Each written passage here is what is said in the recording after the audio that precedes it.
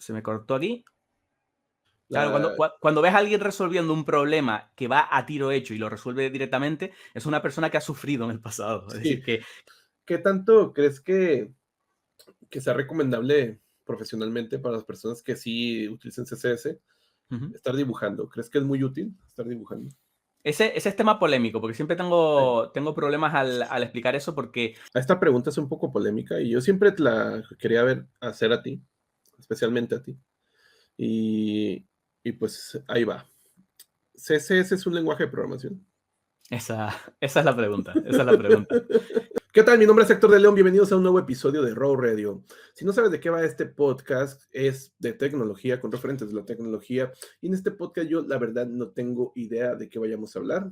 Es una persona del CSS, esa cosa que me da horror. Así que he traído a alguien que, pues, lo ama, lo adora, muy conocido por todas las personas que saben sobre CSS. Esta persona hace cosas muy impresionantes con CSS. Así que era momento de traerlo a Raw Radio, sobre todo para aprender, porque yo la verdad no sé nada. Bueno, quiero darle la bienvenida a Mans, el señor Mans, y muy conocido por todos los que dibujan con CSS. ¿Cómo estás, Mans?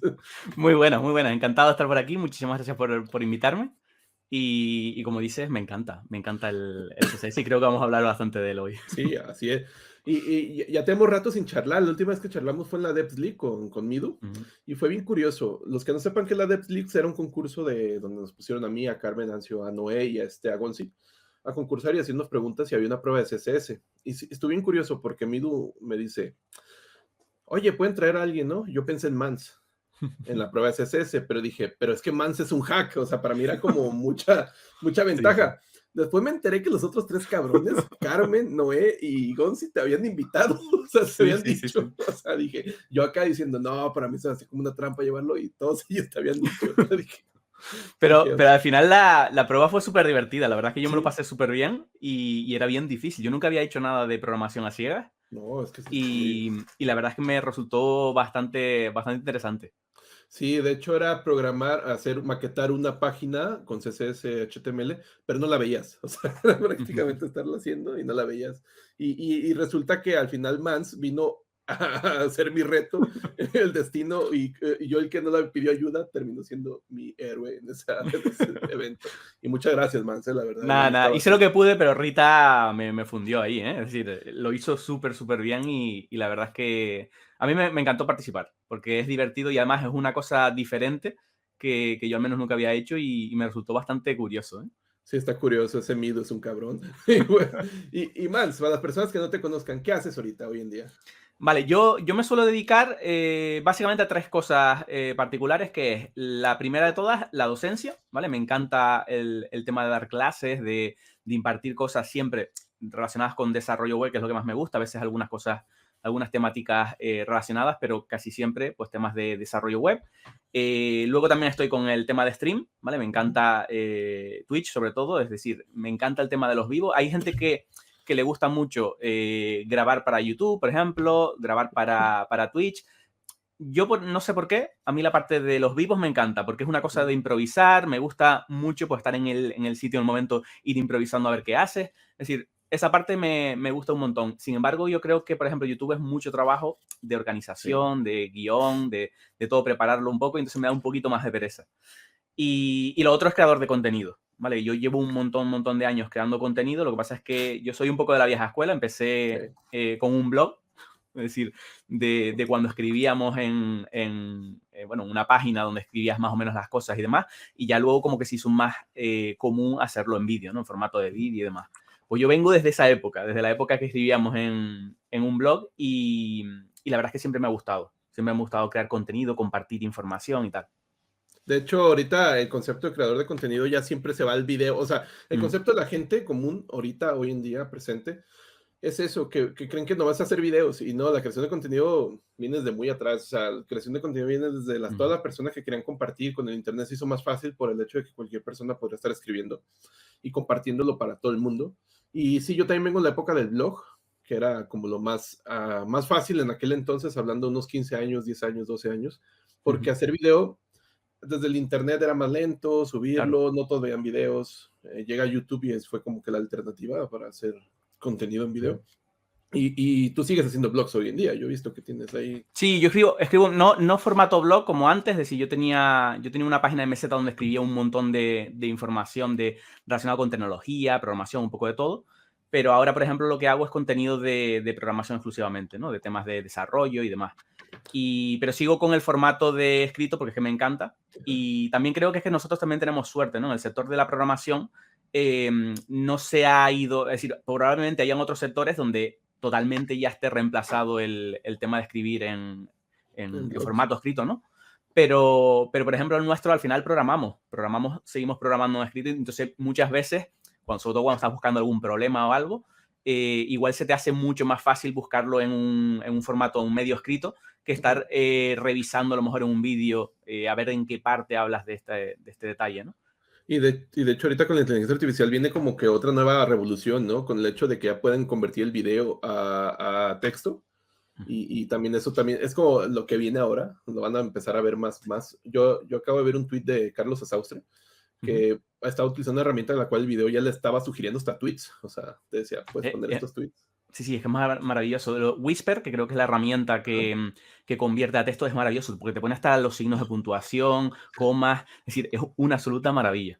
Sí, y yo creo que eso es parte de que el contenido pues sea más, sea más diverso, porque a las personas hay quienes les gusta seguir leyendo, escribiendo, y un video puede tener buen material, pero dice es un video y lo puede convertir a texto y ya está. O sea, yo creo que son las ventajas que van a venir, que ya están aquí.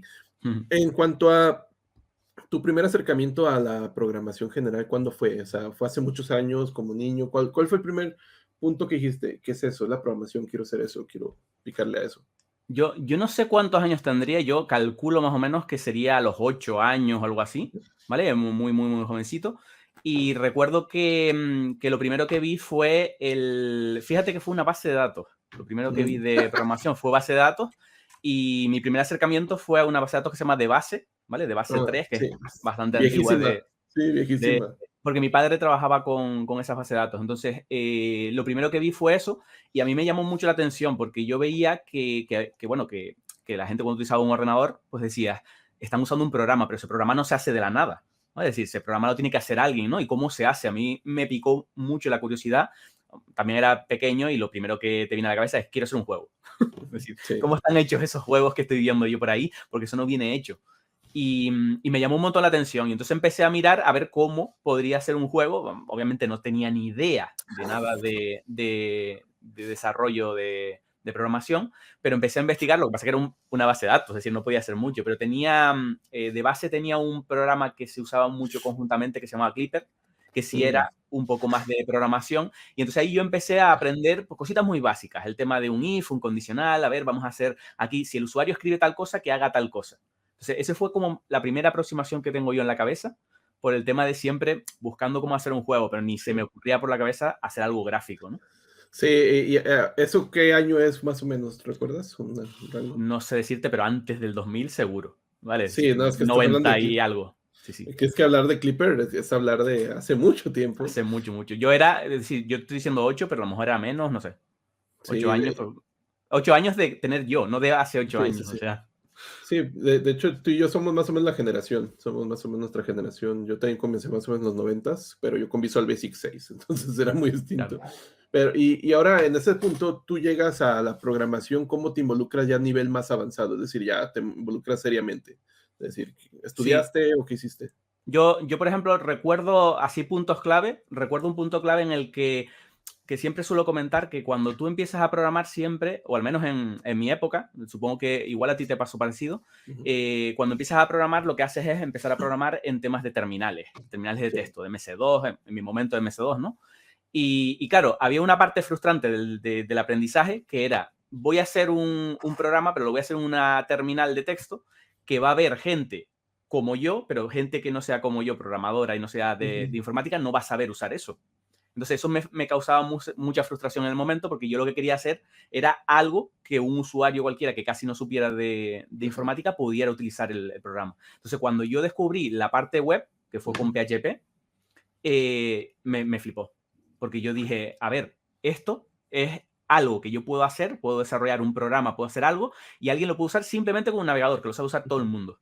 Sí. Entonces ese fue a mí el momento en el que yo dije, esto creo que es lo que me interesa, ¿no? Antes de eso, pues yo hice un poco de formación, es decir, yo empecé, por ejemplo, en un ciclo, no sé por allá cómo es el tema de ¿La escuela? escolar y demás, pero yo, por ejemplo, cuando terminé lo que es la parte primaria, ¿no?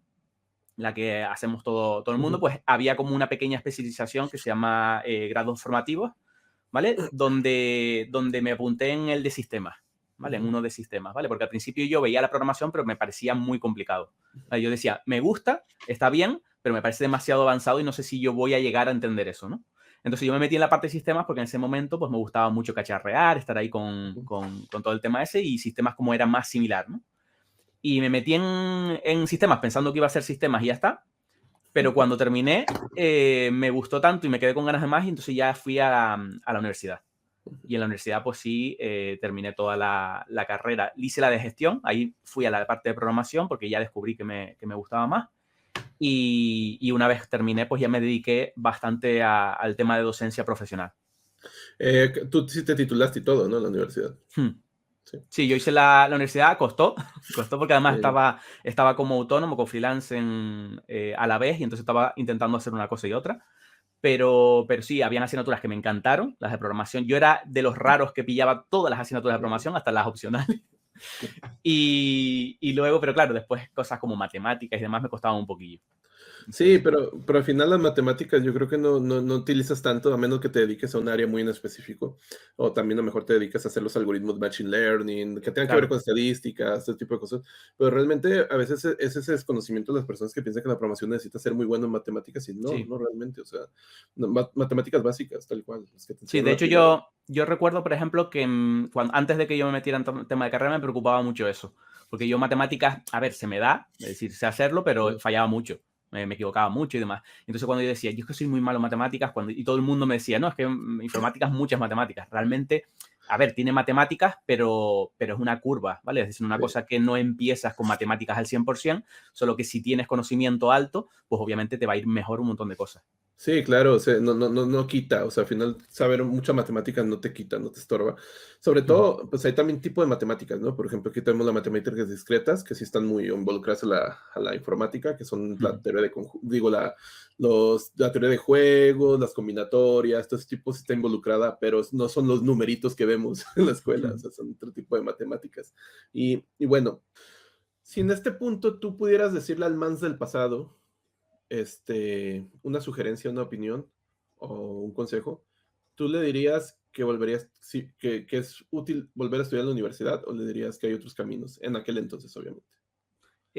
Claro, yo en aquel entonces no lo tenía claro. De hecho, yo al principio no pensaba hacer universidad cuando me metí en el ciclo, pero cuando terminé el ciclo sí que me terminé sabiendo más o menos un poco, Ujú, pero sabía que me faltaba un poco, me faltaba bastante por aprender, ¿no?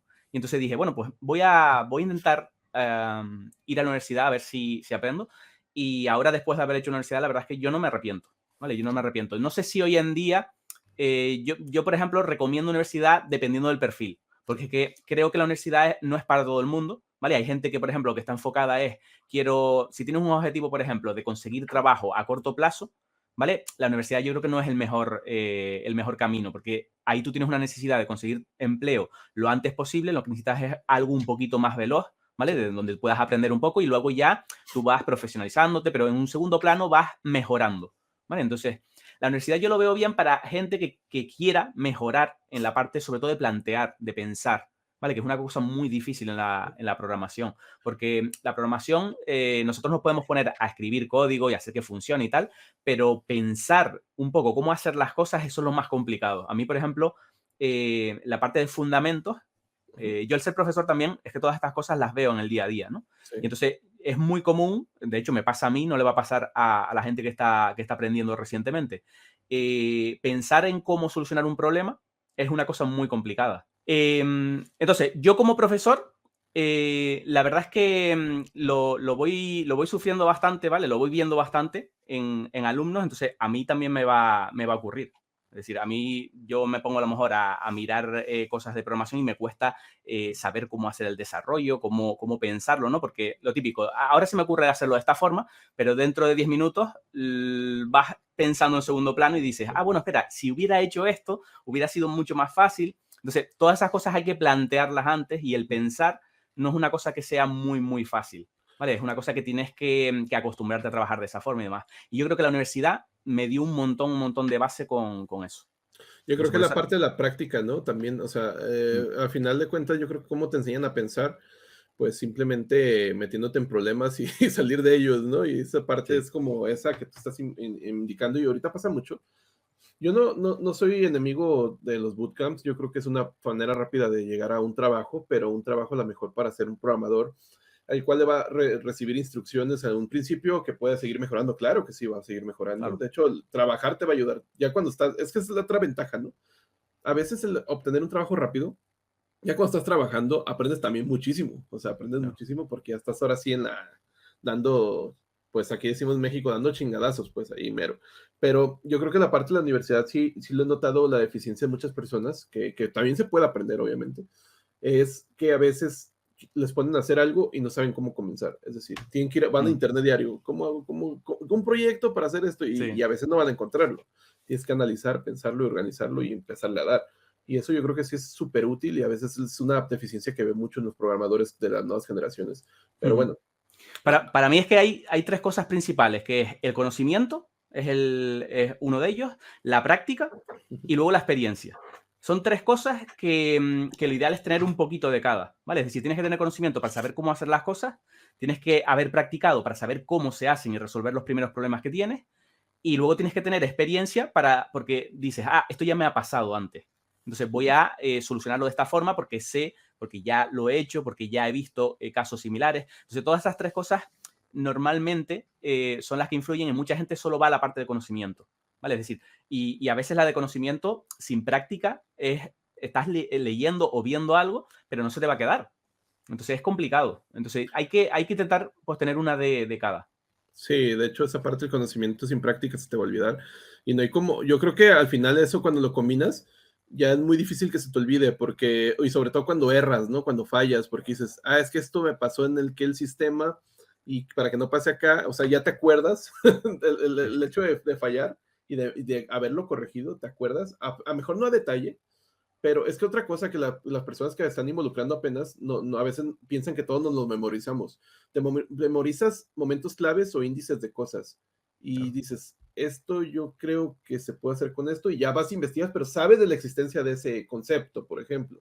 Claro, La, cuando ves a alguien resolviendo un problema que va a tiro hecho y lo resuelve directamente, es una persona que ha sufrido en el pasado. Es sí, decir, que ha estado revisando eso y ya sabe por dónde van los problemas. Entonces, eso también se busca muchas veces, se busca más la experiencia que el tema de saber sobre un librerías o ajá. cosas similares, ¿no? Respecto a tu nivel ya en cuanto a como programador, Ujú. ¿algún error que hayas cometido que te recuerdes ahorita y digas, mierda, ese error? Sí, yo hay uno que siempre suelo recordar porque a mí, por ejemplo, me llamó bastante la atención y es un ejemplo que creo que es súper positivo para explicar, ¿no? Que fue el tema de cuando yo me hice el blog, ¿vale? Para poner un poco en contexto, la web que yo tengo era un sistema de blog, de gestión de contenidos que me hice yo, ¿vale? Es decir, todo con PHP, con MariaDB, etcétera, etcétera, ¿no? Y, y claro, una de las cosas que yo aprendí a la fuerza, es decir, eso empecé haciéndolo como un blog pequeñito. Pero ¿qué ocurre? Que el blog empezó a funcionar súper bien, empezó a venir tráfico, mucha gente, ¿no? Entonces, lo primero que me ocurrió, que me acuerdo que me pasó justo al principio, era que al principio yo empecé a ver un poco cómo era el tema de gestionar una base de datos y demás. Y lo que me pasó fue el típico error, el clásico error de no cerrar la base de datos. ¿Vale? Es decir, tú hacías la petición, hacías todo el tema de la conexión, pero al final no cerrabas la base de datos. ¿Qué ocurre? Cuando tienes 5 visitas al día no pasa nada, porque eso hay un timeout, se cierra la conexión Cierto. y ya está, ahí no hay ningún problema. ¿Qué ocurre? Cuando tienes ya mucho tráfico, se van quedando las peticiones abiertas, y al final el rendimiento sí que importa. Y claro, la página me empezó a ir súper bien, empezaron a llegar un montón de gente, tuve hasta creo que hubo un momento que fueron 40.000 visitas únicas al día, ¿vale? Era una burrada. Y en su momento, ¿eh? Estoy hablando ya de hace 15 años o así. Sí, es Entonces, mucho. ahí, por ejemplo, yo descubrí eso, cuando llegué a un punto en el que empezaban a llegar muchos usuarios a un artículo concreto que se viralizaba y demás, y me empezaba a ir lento, y me empezaba a ir lento. Además, yo empecé con mi blog, estaba en una máquina en mi casa, Ujú. alojado al principio, ¿no? Ah, ya. Y yo tenía un Linux, lo administraba yo en casa y tal, y poco a poco te vas dando cuenta el tema de administrar un sistema, mantenerlo y demás, no es cosa fácil porque tienes que estar continuamente mirando y ahí aprendes también un poquito por las malas, ¿no? De lo que tienes que hacer en esa parte. O sea, a mí me gusta mucho aprender así a malas, ¿eh? Es decir, porque al final vas viendo por qué se hacen las cosas. Es decir, por qué tú tienes que estar utilizando esta forma, por qué es más práctico para ti hacer esto y no esto otro. Porque muchas veces lo lees por ahí, pero no sabes por qué es. Dices, bueno, lo dicen por ahí, debe ser cierto. No, hasta que te pasa sabes que es cierto, y esa parte de errar, yo creo que es cuando aprendes más, pero si tienes el conocimiento, pues te ayuda bastante para solventarlo más rápido, o sea, si no tienes el conocimiento, pues hay que investigar. Por eso la parte de que siempre no te estorba nada, o sea, saber cosas no te estorba.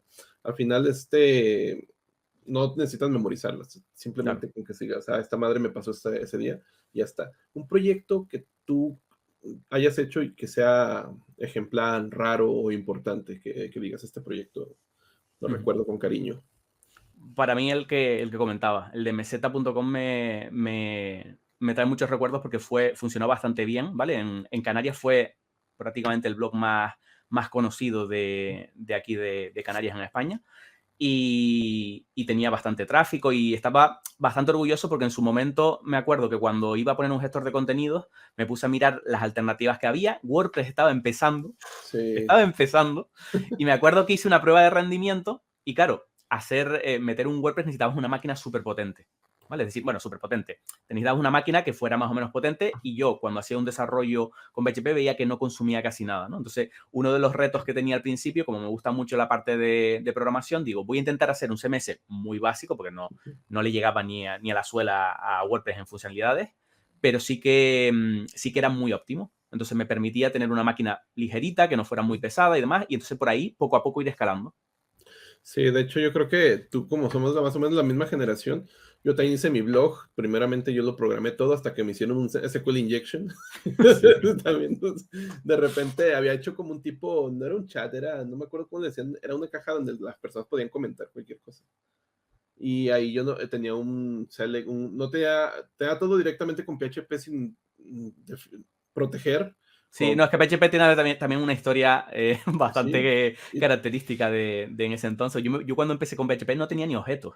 Es decir, sí, no, ajá, ajá, ese es el punto. No, de hecho, también cuando tenía objetos, muchos no programamos con objetos porque no claro. conocíamos Sí, sí, programaciones a sí. objetos. O sea, y Y, poco a poco fueron. y al tema de SQL me acuerdo que tuvo muchos problemas. De hecho, creo que la API que tenía luego la migraron a una que protegía ya la parte con El procedimientos PDO, almacenados, creo. Sí. ajá, también Y todo esto componente. ya protegía un poquito esa parte pero claro, y además en esa época tampoco los frameworks no estaban muy populares. De No, hecho, yo me acuerdo que cuando empecé yo estaba el framework Zen, creo que era el que tenía Senda, PHP, pero no era ni muy conocido, ¿eh? Es decir, yo al no, menos no. y aparte que tenían su propio editor, ¿no? Tenía un editor y no, yo la verdad nunca me metí a esa tecnología, pero yo el primer framework de PHP que utilicé directamente fue Laravel, ¿eh? Yo no me metí en la CodeIgniter, ni me metí a esas que ya estaban y ya existían, no me metí en Symfony. Yo hasta Laravel es cuando empecé, porque tuve una racha de programar en C Sharp.net y pues no tenía necesidad de trabajar con PHP. Ahora mismo utilizo Laravel y me va bien. En cuanto a, llegas a la creación de contenido, tienes que tener un seudónimo, alias, Mans. ¿Cómo nace Mans? ¿Qué es Mans? Sí, la historia es muy simple, es decir, mi nombre es Román realmente, ¿no? Ajá. Pero claro, me tenían que poner un diminutivo normalmente para llamarte, para no decir Román, pues me llaman Man, ¿vale? Es decir, por el diminutivo. Entonces cuando fui a internet, creo que Man estaba pillado y puse la Z.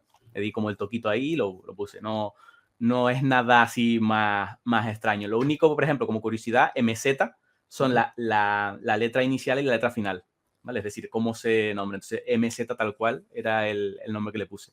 Ahora Pero mismo siempre estaba MZ conocido. sigue en línea. Sigue en línea, pero no lo mantengo ya. Es Ya decir, lo no. tengo ahí, no publico y demás. Ya habrá un momento en el que tendré que decir, mira, yo tengo que cerrarlo. Pero no sé, a lo mejor me pongo a mirar los artículos así más interesantes, los hago en un Markdown y los subo a GitHub o algo así, para mantenerlo un poco, porque hay artículos que a lo mejor yo me pegaba a lo mejor 5 días escribiendo un artículo, porque hay artículos que son súper, súper grandes, sobre todo de videojuegos, de a lo mejor de alguna película, de secretos que tenía algún juego, cosas así. Y después Y, algunos desarrollo. y ahora mismo tienes una página que tienes cursos, ¿no? Sí, ahora yo, por ejemplo, las páginas que tengo son las de lenguaje CSS, lenguaje HTML, lenguaje JS y terminal de Linux. Son 4 páginas que hablan cosas relacionadas con todas esas temáticas, ¿no? Y lo tengo en plan gratuito, ¿vale? Es una página de documentación donde tú puedes entrar y hay información pues, sobre todas las cosas que tienen esas tecnologías. Y poco a poco voy añadiendo tecnologías nuevas y demás. Formato escrito, un poco explicando pues lo que estamos viendo, ¿no? Lo vamos a poner aquí en el primer comentario en la descripción, sus páginas, para que entren, ya saben, gratuito. Pero había escuchado por ahí, ya ves que entre nosotros, en los creadores de contenido, pues hablamos, chismeamos y todo.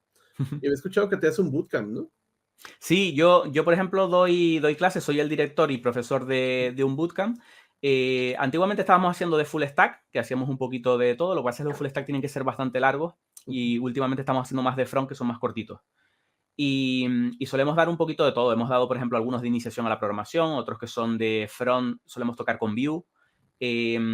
Luego teníamos, en el de full stack tocábamos React, tocábamos Go también, hacíamos un poquito más un poco de todo, pero eran un poquito más largos. Entonces, últimamente estamos haciendo casi siempre el de front porque es más fácil de acomodar en el calendario y es más cortito en tiempo. Sí, sí, sí, y aparte llama más la atención, ¿no? O sea, me refiero a las personas que van a iniciar, te llama más la Visualmente, sí. atención ver visualmente algo, ¿no? Porque el backend dices, ay, no se ve Es nada. curioso porque por ejemplo, en el bootcamp de Full Stack había mucha gente que entraba por Go. Ah, Porque veía, lo que pasa es que Go en empleabilidad no hay tanto, ¿vale? Sobre todo un junior que va con Go no. Entonces, normalmente venía gente que sí que le gustaba la parte de programación y demás y que tenía curiosidad por lo de Go. Lo que pasa es que muchas veces es que tienen curiosidad, no han investigado mucho. Bueno, había gente que sí, ¿eh? Había gente muy, muy buena que venía y aprovechaba bien esa parte, pero bueno, lo que tú dices, normalmente la parte de front, sobre todo para gente que está iniciando, suele ser mucho más agradable por el feedback rápido que tienes y demás detalles. y no, y es que Go es muy ejemplar. Yo, la verdad, las personas que conozco que están ganando dinero con Go son personas que utilizan otros lenguajes y son personas que ya tienen sus añitos, o sea, ya tienen Claro. sus años aquí. Son conceptos Sí, muy es que es raros. un lenguaje que es difícil de dominar para alguien que esté empezando. Sí. Entonces, normalmente nosotros lo que damos pinceladas, pero casi siempre la mayoría elegía Node. Nosotros damos Sí. Node y Go. Entonces, los más así arriesgados, pues decían, venga, yo conozco un poco Node, pues vamos a ponernos con Go. Pero en general lo pillaban Node porque tiene como una curva mucho más fácil. Sí, es más fácil. Y cuando tú estás haciendo directos, que tus directos son muy largos, ¿cuál es el directo más largo que has hecho? Yo creo que el directo más largo que hice fue uno de 9 horas. Ay, no, loco. De 9. Lo que pasa es que, porque los dibujos de CSS suelen ser muy largos, pero los de dibujos CSS hacía un pequeño descanso. A mitad del stream hacía 15 minutos a lo mejor para tomarme Sí. un café, comer algo y tal, y entonces aguantaba un poquito más. Pero claro, ¿qué pasa? Que es que la de dibujos de CSS, que ya hablaremos de eso, Ok. son streams que son muy, muy largos, porque tienes que diseñar algo con códigos únicamente y tienes que pensar un poco cómo hacerlo. Como te equivoques en algo, tienes que volverlo a hacer. Entonces, al final, pilla bastante tiempo. Y además yo no hago un speedrun en plan, vamos a hacerlo rápido y tal, sino que yo me gusta ir despacito, ir explicando lo que voy haciendo, la gente pregunta en el chat, lo leo, al principio de los streams dejamos un ratito para que todos vayan preguntando cosas, entonces al final es fácil que se alargue, ¿no? En cuanto a eso, cuando estás dibujando, ¿tienes plantilla o va todo de cero? Así tal cual. Lo suelo hacer todo de cero, pero sí que tengo un script Ajá. que me crea todo. Yo me hice un script que me crea toda la estructura de carpetas. ¿Vale? Ujú. Es decir, yo cuando arranco simplemente ejecuto el script, se llama MKWeb y están en mi web por si quieren mirarlo. Es un script que tú le pones el nombre de la carpeta y lo que hace es instalarte pues, un automatizador que te gestione todo. Un linter que te vaya avisando de los errores de código. Un linter de JavaScript y de CSS. Te instala, pues, no sé, te va instalando una serie de herramientas que luego te hacen mucho más agradable la forma de trabajar. Por ejemplo, yo tengo el Live Preview ¿vale? Con Bit, en la herramienta esta automatización, yo tengo un live preview que me va diciendo, mira, vamos ahora a ver el cambio que haces. Le das a guardar y simplemente vas viendo el resultado. Entonces eso se hace muy ameno y luego en pruebas de Midu te cuesta más. Sí, no, ese cabrón de Midus es un cabrón. Por algo se llama Miguel Ángel. No, y en cuanto a ese tema de dibujo, ya veo que tienes ratito que no haces dibujos o sigues haciendo. Sí, no, hace tiempo que no hago, pero porque ahora me cuesta un poquito más encontrar alguno que me motive, porque como he hecho un montones de lo típico, cuando llegué a Twitch empecé a hacer todo lo que tenía en mente. Entonces, desde ahora tengo algunos por ahí, pero como que tengo que pensar un poquito más, porque yo intento buscar siempre un dibujo que me guste, que lo que tienes que hacer sea interesante para la gente que está viendo, Sí. ¿vale? Porque hay algunos dibujos que estaría guay hacerlos, pero va a ser todo el rato hacer la misma cosa. Sí. Entonces, didácticamente no me parece tan interesante. Entonces, siempre busco a ver si puedo darle una vuelta a alguno y tal. Y cuando tengo una buena idea, sí lo hago. Entonces, ahora, por ejemplo, estamos haciendo más cosas que a lo mejor dibujamos. Por ejemplo, estos días estuvimos haciendo un jueguito, ¿vale? Y el jueguito lo hacíamos también con una mezcla de JavaScript y CSS. Y hacíamos un poquito de todo. Entonces, es como un poco más didáctico. ¿Cuál es el más difícil que te ha resultado? El más difícil... buena pregunta. El más difícil... Que digas Por a la ejemplo, mierda. sí, no sé si tú conociste los móviles estos antiguos de el Alcatel One Touch Easy, Sí, sí, sí. ¿vale? Era uno que venía con carcasa que era transparente y tal, que era un ladrillo.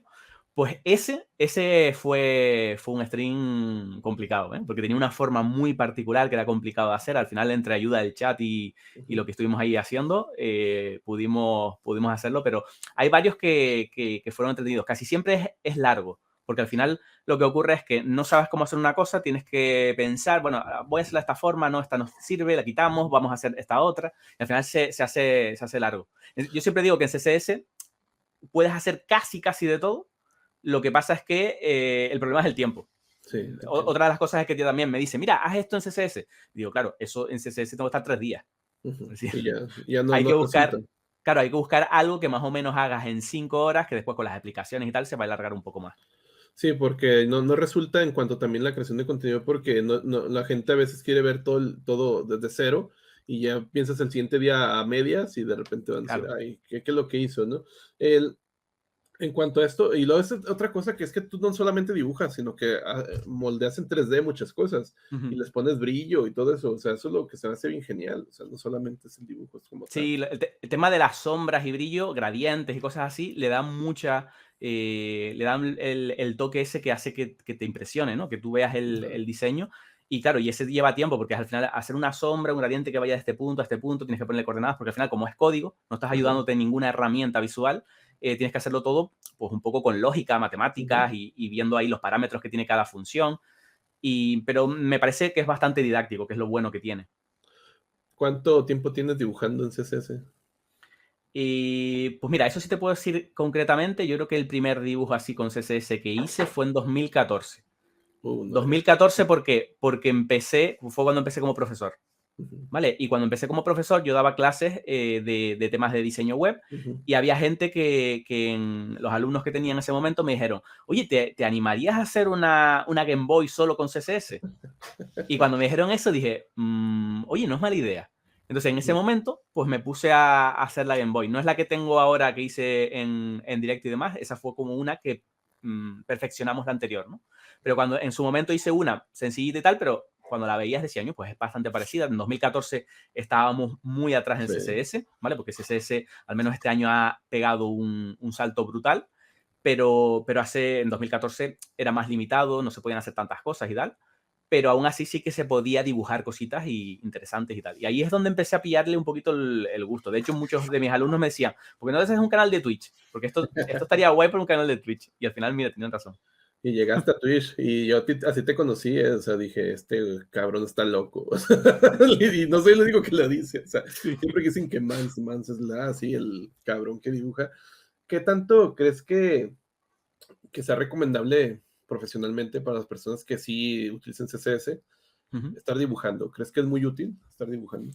Ese es tema polémico, porque siempre Sí. tengo problemas al explicar eso, porque práctico no es, ¿vale? Es decir, tú no vas a dibujar algo con CSS y lo vas a poner en una web. Es decir, eso no es práctico. Entonces, mucha gente cuando ve que no es práctico, como que le parece una pérdida de tiempo.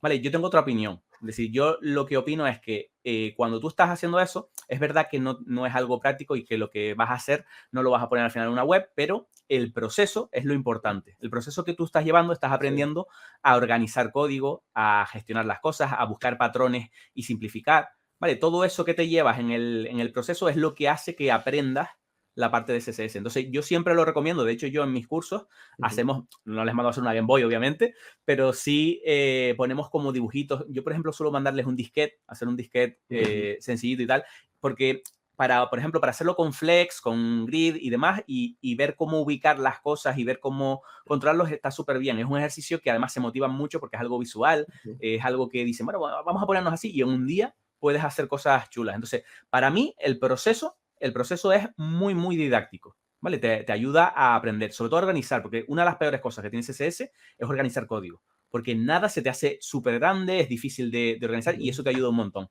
Pero luego lo que tienes es que no es práctico, salvo que sean cosas interactivas, que lo mezcles con JavaScript, etcétera. Pero fíjate que tienes razón en esa parte porque no deja de ser un ejercicio como los que van al deporte, ¿no? Correr dando círculos, pues no es práctico, o sea, nunca vas a correr Claro. dando círculos. Eres boxeador, ¿no? Y estás corriendo, o sea, pero a final de cuentas estás haciendo esa parte de rendimiento y esa parte de análisis en esta parte de CSS, que cuando te enfrentes a un problema, digas, ok, o sea, ya tengas la noción más de un nivel más arriba de cómo acomodar cosas y sobre todo en otro plano, ¿no? En planos 3D o planos de profundidad. Y yo creo que nunca lo había visto así, apenas ahorita que lo mencionas. Yo decía, pues sí, es que nunca vas a dibujar en CSS, o sea, es muy raro que dibujes en CSS, pero sí te va a apoyar o te va a dar ese potencial de análisis, como hemos Claro. mencionado el análisis, para situaciones que sí van a ser prácticas. Y ya Claro. es... Y luego cuando tienes el reto de hacer un layout de una página, pues te parece mucho más sencillo porque ya has hecho cosas mucho más complejas, ya tienes ese tema de patrones. Yo hay un montón de cosas que en los streams de Twitch, yo cuando empecé no sabía hacer en CSS y por la necesidad de hacer algún diseño he aprendido cómo hacerlo. Pues digo, esto podría hacerlo de esta forma, lo haces, te das cuenta que no funciona de esta forma, pero a lo mejor ves que al poner un elemento dentro de otro, pues le puedes aplicar esto al de fuera. Entonces, vas aprendiendo un montón de patrones que luego sí los puedes usar en el día a día. Para eso, a mí me resulta súper útil. ¿Te ha pasado alguna vez que digas, esto no pude hacerlo en CSS? Sí, hay cosas, sobre todo por el día, porque una de las cosas que creo que no se tiene muy en cuenta es que depende del día que tengas, puedes tener un día bueno y un día malo. ¿Vale? Es decir, yo he llegado streams que tenía pensado hacer una cosa y ha salido mejor de lo que esperaba, ¿vale? Que ha quedado muy bien y tal, y días que a lo mejor voy a hacer una chorrada y no me sale nada, ¿vale? Es decir, llegas allí, empiezas a dar, no te sale y dices, bueno, pues hoy no es el día. Eso creo que es una cosa que deberíamos normalizar un poco, porque es que no todos los días puedes estar al 100% porque también estás haciendo otras cosas, a lo mejor ese día lo tienes pesado, hace calor, como estos días que también hace calor y no te deja concentrarte. Entonces, hay un montón de cosas a las que estamos sujetos y que no podemos tampoco dar el 100% todos los días. ¿Vale? Entonces, Sí, y eso es algo que sí es cierto, o sea, y a veces, no sé, normalistas que dicen, los programadores son bien quejones, pero es que nuestro trabajo involucra estar teniendo cosas en la cabeza, o sea, o sea, no es un trabajo que vayas y carries una caja para allá y otra vez otra caja para allá, sino que es un trabajo que tienes que resolver con la cabeza, entonces, en la cabeza puedes traer muchos problemas también, no sé, problemas y que... el típico ejemplo de que estás buscando resolver un problema, no te sale, te levantas un rato, das una Sí, vuelta y de repente te viene a la cabeza. ¿Por qué? Porque estás enfocado ahí a muchas cosas, estás pensando demasiados detalles y desde que te liberas de todo eso, ya te viene la solución casi por arte de magia, ¿no? sí, de hecho, esa parte sí es un hecho. De hecho, siempre es mejor descansar cuando no sabes cómo por dónde va. Yo estos días, hace como 2 días, estuve a punto de llegar al... Estaba estresado Ujú. y llegó un punto de mierda, ¿no? O sea, te cierras, o sea, dices, ya no sé qué hacer, ves la documentación y aunque la leas dices, no sé, no entiendo nada. Y ya dije, ya lo que aprendes es como de a la mierda esto ahorita. O sea, ya Eso, te puedes hacer otra cosa. claro, eso es un aviso de que tienes que desconectar un rato, que tienes Sí. que, no sé, ponerte a ver una serie, una peli, de ir a hacer ejercicio, algo que te haga un flush ahí de Ajá. la cabeza y digas, venga, ya luego voy a estar ya un poco más fresco y puedo trabajar con eso. Y sí, regresas y rápido lo resuelves. O sea, ya cuando estás Ujú. fresco dices, está fácil. O sea, el punto es eso, como que el cerebro se satura de tantas cosas Claro.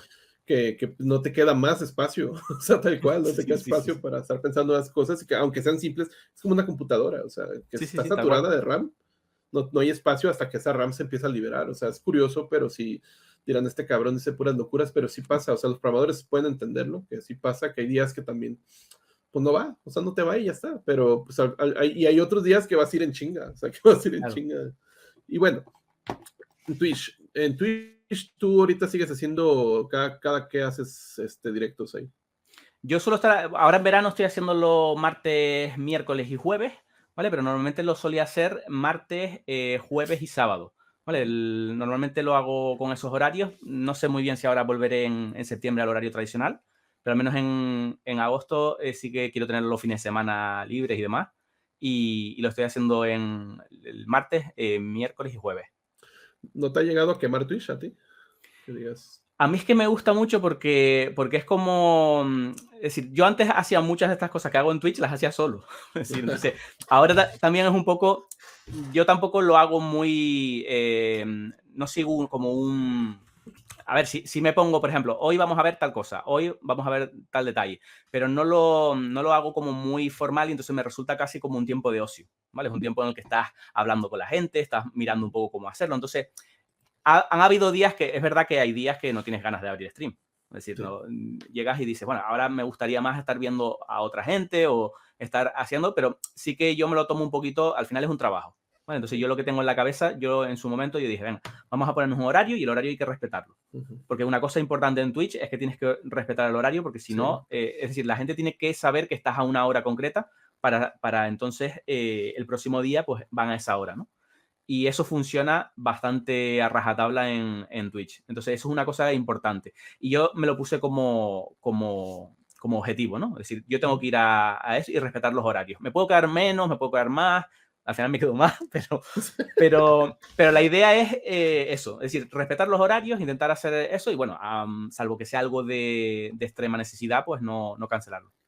Sí, a mí no me fue por ese tema del horario, porque yo a veces abría la plataforma a cierta hora y después otro día la abría a otra hora, o Claro, sea, eso, dependiendo. eso es complicadísimo porque, claro, la gente va a ir a tu directo sobre todo si tienes un horario constante. Si tienes el mismo horario, si tienes los mismos tiempos y tal, cuando llevas ya un par de ellos. Ujú. Entonces, yo al principio pensaba lo mismo. Yo pensaba, no, yo abro directo cuando. No, eso, al menos en Twitch yo no he conseguido. A lo mejor si haces algo demasiado, demasiado impresionante que la Sí. gente tiene que ir, entonces igual sí que te buscan un poco por ahí, pero si no es complicado.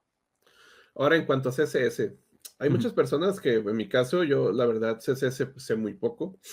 Puedo maquetar algo, claro, sobre todo viéndolo, ¿no? Si no lo veo, no sé. Sí. Pero, pero yo el CSS que tengo muchos años sin maquetar, realmente un proyecto, casi siempre que voy a hacer algo web, un template. Es que también lo web que hago yo son sistemas, son un grid, Sí. utilizo Material, o sea, o ya sea el Bootstrap, lo que sea. Pero el punto es ese, ¿no? Que yo no tengo en mi, en la parte que laboral, yo no Ujú. tengo la necesidad, pues. Claro. Pero el punto es de que CSS ha ido evolucionando mucho, entonces el CSS que yo conozco es muy distinto al de ahorita, pues han cambiado Ujú. nuevas cosas y todo eso. ¿A ti por qué te nace el amor por CSS? Es decir, tú lo adoras, o sea, para hacer ese tipo de cosas tienes que tener mucha pasión por Ujú. esa tecnología. Sí, yo de hecho yo empecé como backend. Es decir, yo al principio sabía PHP, sabía un poquito, me puse a investigar y tal, Ujú, pero me llamó mucho lo que te comenté antes, lo del tema de yo puedo hacer algo visual, ¿vale? Y que la gente lo pueda ver. Entonces, si lo pongo bonito, va a ser más probable que lo vea la gente. De hecho, esto viene por la época en donde yo tenía el blog de MZ, entonces quería hacer algo diferente, ujú. ¿vale? Porque creo que es el punto clave. El CSS tú puedes cambiar la parte visual de la página y hacer que sea algo totalmente diferente a lo que has visto en otros lados. Entonces, eso en su momento me interesó mucho, porque dije, yo necesito saber bien cómo funciona esto para conseguir hacer diseños que diferencien completamente de otros. Y entonces, que lo mío sea como un poco más exclusivo, ¿no? Que sea más diferente y quieran verlo simplemente por eso, ¿no? Entonces ahí me nació un poquito la parte esa de... Pero yo en su momento también me pasó lo típico de esto no me funciona, le pongo un Ajá. important, esto no tal.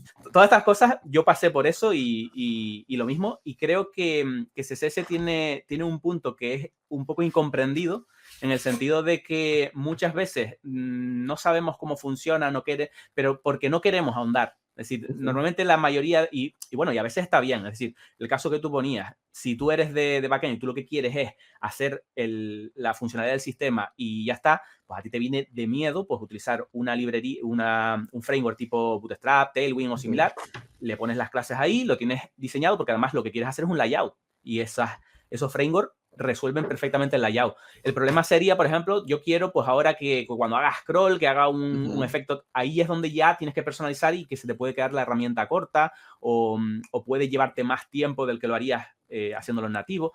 Ahí es donde está la diferencia, que creo que es clave. ¿Tú no crees que CSS empezó a ser más notorio a partir de que se murió Flash? Sí, porque, claro, date cuenta que la muerte de Flash fue prácticamente, vamos a reemplazarlo, ¿por qué? Por HTML5 y por CSS.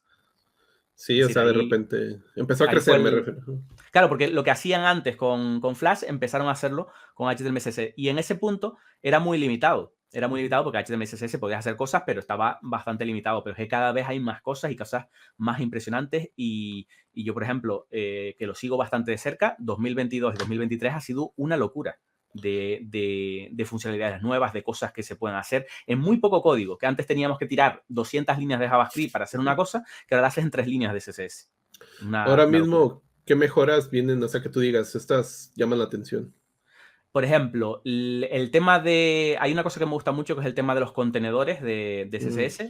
Igual que tenemos los media queries, que es con toda la pantalla, pues tenemos los contenedores que es para componentes, ¿vale? Yo al menos estoy enamoradísimo de lo que es programar con componentes, porque es el mismo concepto de cuando programamos con clases en Back, por ejemplo. Si tú haces una clase y tienes todo lo que es la funcionalidad de esa entidad, de ese concepto, la tienes toda en un mismo sistema. Entonces, me encanta hacer componentes por lo mismo, porque tú te haces un componente de una cosa particular, cuando la tienes hecha, te olvidas de ese componente y lo usas solo por fuera con la API que tú te construyes.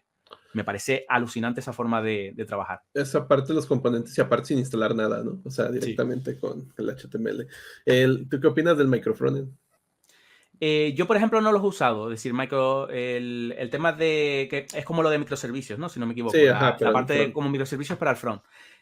Yo creo que puede tener un sentido en equipos súper grandes, ¿vale? Porque tienes un equipo súper grande de no sé cuántas personas que están trabajando en muchos proyectos y entonces quieres tener una web donde tienes aquí un poquito de Angular, un poquito de Vue y tal. Pero a mí me resulta un poco raro, pero yo creo que porque nosotros también estamos muchas veces pensando en temas de rendimiento, pensando en cosas así, y tener una aplicación ahí con muchas cosas, desde ese punto de vista no me convence del todo. Pero entiendo que tiene su salida, tiene su caso de uso, que es ese, ¿no? El de una aplicación muy grande que no quiere o no necesita, a lo mejor, hacer toda esa parte de rendimiento y lo que quiere es sacar las cosas lo más rápido posible con lo que ya tiene hecho. Sí, aparte, sí, de las aplicaciones muy grandes, tipo Amazon, tipo así, empresas que tienen muchos equipos y para Claro. tener, Y es eso tiene que ser importante. complicadísimo. Sí, ¿no? Y estén jugando entre esos componentes, ¿no? A esta pregunta es un poco polémica y yo siempre te la quería hacer a ti, especialmente a ti. Y, y pues ahí va. ¿CSS es un lenguaje de programación? Esa es la pregunta, esa es la pregunta. Mira, con eso es muy curioso, porque yo, por ejemplo, cuando alguien dice esa pregunta, yo normalmente lo que ocurre, yo juego un poquito con eso. No soy Sí. Savitar, no sé el nivel de Savitar, pero juego un poquito Ese cabrón. pero juego un poquito con el tema, porque me da un poco de rabia, por decirlo así, de que mucha gente cuando habla de ese tema, lo que no quiere saber si es un lenguaje de programación, lo que quiere es tener razón. ¿Vale? Ese es el punto que yo veo, porque normalmente cuando alguien dice que no es como para denostar o para infravalorar Infravalor. un lenguaje, lo pasa mucho con HTML, con CSS y demás. Entonces, porque muchas veces, y esto se puede ver prácticamente cuando tú le preguntas por qué no lo consideras un lenguaje de programación y te dice, no, porque no tiene variables, no tiene condicionales. Digo, variables de CSS tiene. Sí. De hecho, las variables de CSS tienen ámbitos, ¿vale? Tú puedes tener lo que conocemos como ámbitos en programación local, global y tal, pues lo tienes en CSS a nivel del DOM. Y tú puedes tener variables que están en un elemento del DOM y que fuera de ahí no tienen valor. O sea que el concepto es muy parecido, pero es diferente. Sí. ¿Vale? Entonces, yo creo que el punto clave es ese, ¿no? ¿Qué ocurre? No, pero no tiene condicionales. Tiene condicionales. De hecho, van a salir unas reglas de when else ¿vale? Que son condicionales, literales, pero tiene condicionales. Los media query son condicionales. Sí. Si tienes un dispositivo concreto, haz esto, si no, haz esto otro. Hay una regla support que es, si el navegador soporta esto, haz esto. Si no lo soporta, haz esto otro. Eso es un condicional también. Me dice, no, pero no tiene bucles. Ojo, en CSS hay una regla que puedes utilizar que son de contadores y puedes hacer contadores. En contadores un bucle de 1, 2, 3, 4. Puedes decirle todos estos elementos, ponle un bucle, ¿vale? Y cada vez van saliendo más cosas. Por ejemplo, hasta ahora no podíamos hacer cosas, por ejemplo, un valor random, tenías que insertarlo desde JavaScript y demás, porque en CSS no se puede. Pues hay una propuesta de una función random para ponerla en CSS y poder hacer, poco a poco, vamos consiguiendo más cosas para hacer. Por ejemplo, la parte de funciones también existe en CSS. Tiene funciones para poner la función URL para poner una imagen, la función máximo para elegir un valor máximo entre valores, la función mínimo. Tenemos funciones trigonométricas que han salido este año. ¿Vale? Hay un montón de cosas que en general se desconocen y que, hombre, si tú me preguntas, ¿es un lenguaje de programación? Literalmente un lenguaje de programación no es, ¿no? No es el lenguaje de programación tradicional que nosotros conocemos, no es exactamente el CSS, pero ojo, porque si tú me preguntas, a lo mejor, programar, que mucha gente también lo dice, programar en CSS, ojo, ya no es tan diferente a lo que, si el concepto de programar que tenemos es como muy antiguo, ¿no? La programación tradicional es la de, bueno, voy a hacerme una función, un cierto algoritmo y demás. Pero claro, en el 96 sale CSS, que es mucho más reciente, y ya hay que pensar de otra forma. Es decir, hay que, si estamos trabajando con matemáticas, yo suelo decir que CSS tiene lógica, tiene matemáticas, tiene una parte de código, tiene una parte visual, tiene un montón de cosas que lo hacen que sea muy diferente a la programación, pero no por ello más fácil. De hecho, el punto ahí es que nosotros venimos de la época de, bueno, muchos programadores piensan que la programación tiene que ser imperativa, en donde estás indicando cómo hacerlo. En cuanto a CSS, SQL, HTML, va de una forma más declarativa, de que le vas a decir qué es lo que quieres y ya está. Y esa forma, a final de cuentas, tiene una equivalencia en cuanto a programación. Ya lo demostró Turing, lo demostró Church, que sus dos teorías, el cálculo lambda, la máquina de Turing, eran equivalentes. Lo de CSS, fíjate lo que estoy viendo que está pasando, es que están quitándole todo la parte de visual a JavaScript. Es decir, JavaScript, enfócate a la data, enfócate a lo que tienes que hacer con la información, y yo me voy a encargar de las transiciones, las animaciones, los colores, todo lo que tenga que ver visual. Entonces está haciendo una evolución muy interesante, y es ese tipo de cosas que están haciendo, ¿no? Y al final yo creo que va a ser muy parecido a un lenguaje de programación. O sea, al final, CSS va a ser muy, muy, muy parecido, va a ser como un SQL. O sea, SQL que también tiene sus versiones como Transact SQL, que sí tiene ciclos y todo eso, pero es una forma de pensar diferente, que es más declarativa, es más abstracta, porque poco hace mucho, o sea, escribes poco y hace muchísimo, y ese punto a veces los programadores no captan. Hay algo curioso, CSS y HTML son dos tecnologías muy interesantes que hacen algo que no hacen los demás lenguajes de programación, o rara vez lo hacen, son tecnologías tolerantes a fallas. Es decir, tú puedes escribir una mierda y no te va a fallar. Puedes equivocarte y no va a fallar. Eso me parece súper interesante. Y tiene bastante sentido porque cuando se inventó la parte de HTML y CSS, lo que pensaron fue, no tiene sentido que tú vayas a entrar a una web y cuando esté cargando la web llegue un momento que te diga, error, no se puede cargar el resto de la web. Sino tenían que hacer algo para que, bueno, ignore de cierta forma el error o interprete qué es lo que quiso decir el programador y mostrar esa parte. Y creo que tiene sentido yo creo que el problema es que es algo diferente. ¿Vale? Cuando es algo diferente, entonces mucha gente, y sobre todo que normalmente cuando alguien dice lo de CSS no es un lenguaje de programación o cosas de estas, es simplemente que van con la idea de no voy a discutirlo, sino voy simplemente a imponer mi opinión porque lo que quiero es tener razón. Entonces, a mí me parece que ese es el problema, porque si tú estás abierto a debatir un poco, tú puedes ver que, bueno, no es técnicamente el lenguaje de programación, pero sí es verdad que cuando haces ahí detalles, pueden ser complejos, pueden ser... De hecho, mucha gente lo dice, ¿no? A ver, el CSS yo no quiero ni tocarlo porque se me hace muy, muy complicado. Pero te aseguro que si te pusieras un rato a mirarlo y a mirar detalles, empezarías a verlo porque mucha gente siempre dice, no, es que esto no lo entiendo. Y yo le pregunto, pero tú has visto por qué o qué valores hay que ponerle a esta... Y no han ido a ese punto, ¿no? No han ido a... Vamos a investigar un poco y a ponernos a mirar, sino simplemente quiero que funcione y ya está. Y normalmente esto viene porque depende de lo que quieras hacer. Es decir, yo entiendo muy bien que si tu interés no es hacer un diseño, lo normal es que uses una librería y te olvides de la parte de CSS porque vas a tardar mucho y no te interesa. Sí. ¿Vale? Eso yo lo entiendo perfectamente. Pero, por ejemplo, hay que ser igualdad de condiciones. Es decir, a nadie se le ocurre, bueno, yo no sé programar, pero voy a hacer un programa aquí, un bucle y no, eso a nadie se le ocurre. ¿Vale? Pues entonces con la parte de CSS también debería pasar lo mismo. Si tú quieres usar una librería porque no quieres sentarte con eso, está perfecto. ¿Vale? Al final, todo va al objetivo que tenga el programador. Ujú. Si el programador quiere hacer una cosa concreta, pues está en su derecho. Use jQuery, use framework de Tailwind, use lo que sea, ¿no? Sí, yo era de las personas que sí veía CSS como una tecnología de maquetado y ya está, pero conforme, y eso es importante, ¿eh? O sea, personas como tú, como otras personas que están involucradas haciendo divulgación de CSS, te das cuenta de las cosas que puede llegar a ser CSS y dices, mierda, o sea, esta herramienta es súper potente, o sea, y eso es súper, eso es lo importante de esto, ¿no? Darle a conocer a las personas que el potencial de CSS y a lo mejor si tú lo abordas de manera más profunda, podría ahorrarte mucho tiempo en lugar de hacerlo con JavaScript. Decir, mira, es que en CSS se hace esta forma declarativa y ya está. Yo creo que es parte de eso, el desconocimiento, el no entrar en debates, a veces porque tú ya tienes las razones de que lo pones en Twitter, lo que sea. Claro. Eso yo creo que al final te quita aprendizaje, porque el hecho de estar abierto a poder cambiar de opinión es lo que te ayuda a ir aprendiendo, a crecer, pues, como programador, realmente, porque si Ujú. estás haciendo lo mismo que hacías hace 10 años, entonces algo estás haciendo mal. O sea, algo está haciendo mal porque la tecnología ya va acá. O sea, la tecnología sigue avanzando, CSS sigue avanzando, en este caso, y te estás quedando acá. Y eso, Claro. van a llegar chavitos nuevos que saben todo esto de acá y tú te vas a ir por allá.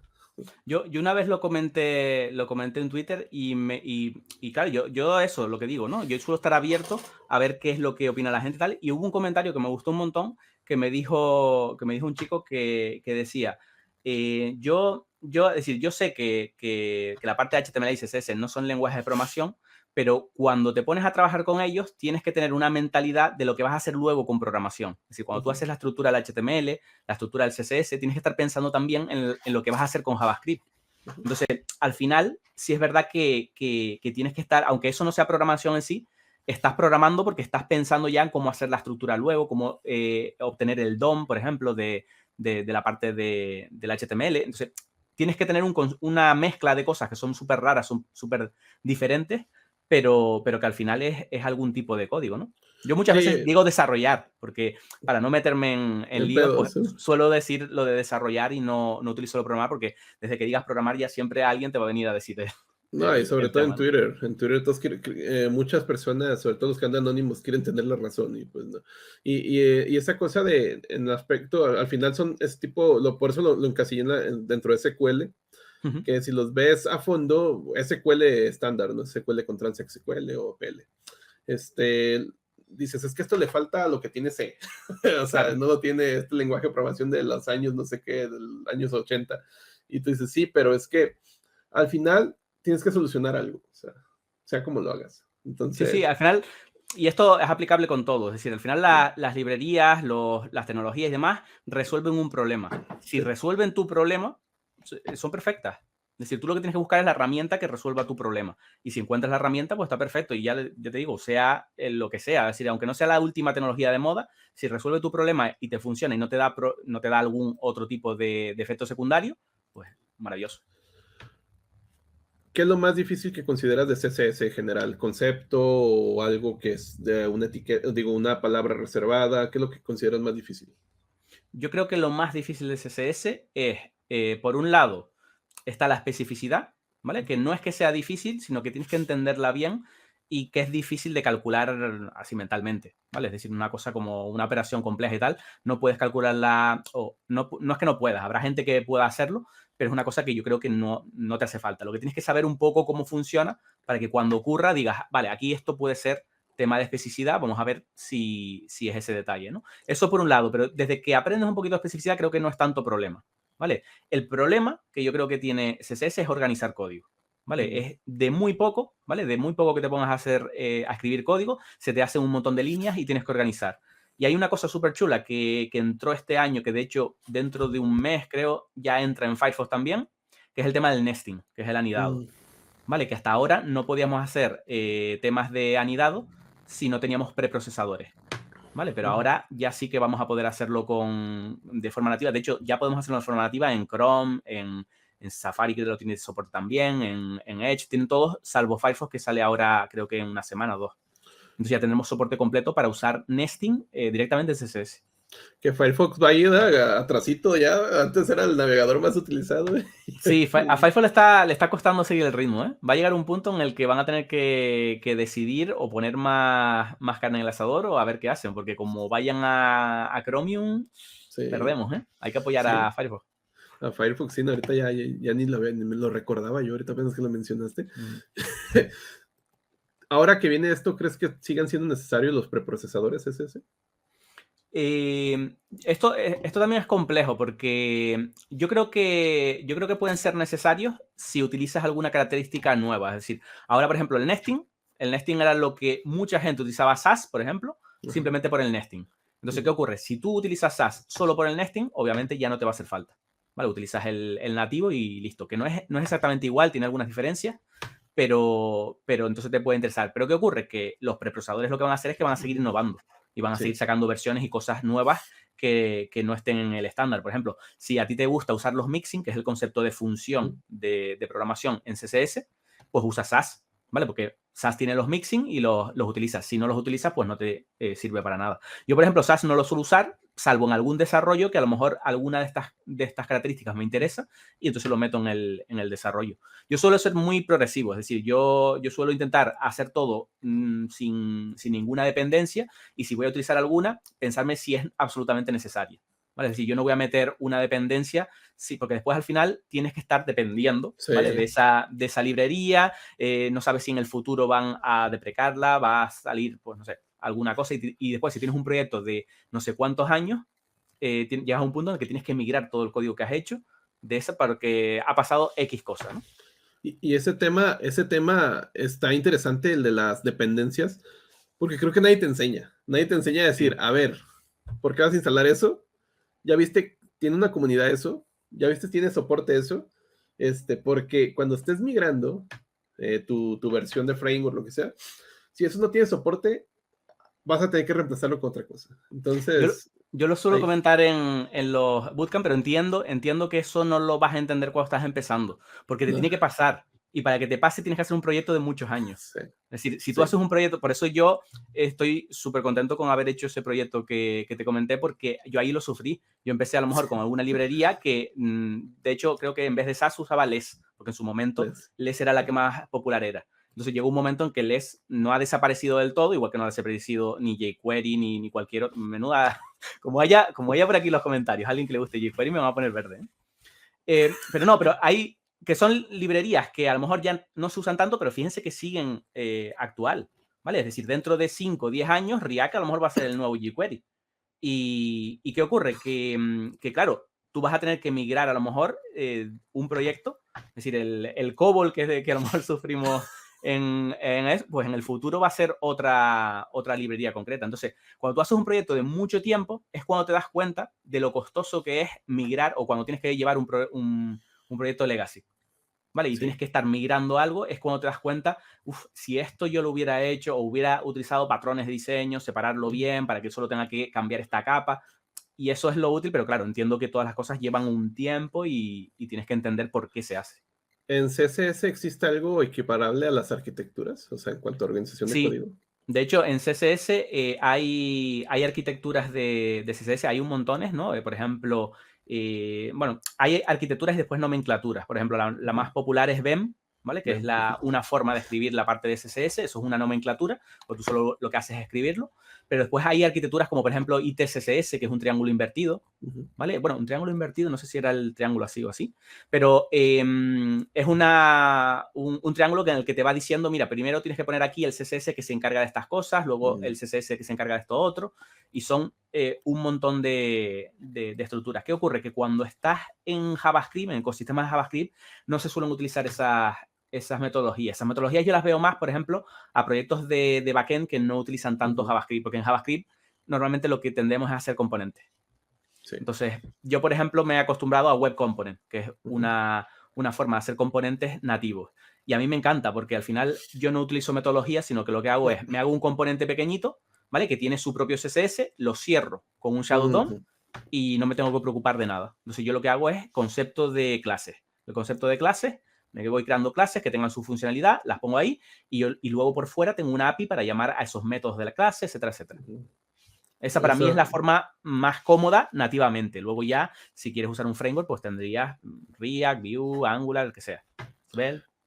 En cuanto a lo que ahorita está llegando CSS, dices que estos 2 años han sido llenos de nuevas cosas.